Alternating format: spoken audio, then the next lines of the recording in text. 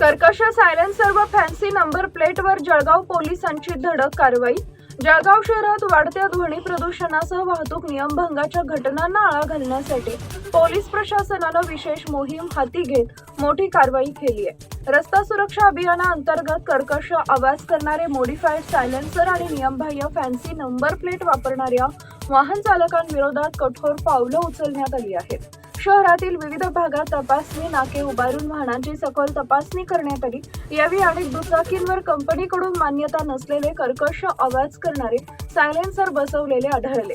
तसेच वाहनांच्या नंबर प्लेटवर नियमांचं उल्लंघन करून वेगवेगळ्या डिझाईनमध्ये फॅन्सी अक्षरे व आकडे वापरल्याचंही निदर्शनास आलंय।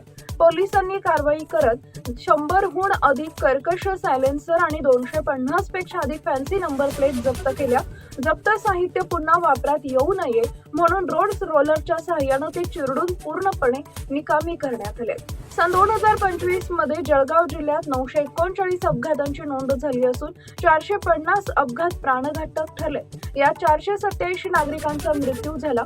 ही गंभीर बाब लक्षात घेऊन हेल्मेट, ट्रिपल सीट, मद्यप्राशन, मोबाईल वापर, वेग मर्यादा उल्लंघन यावर ही कारवाई सुरू आहे। नागरिकांनी वाहतूक नियमांचं पालन करावे असं आवाहन पोलिसांनी केलं आहे।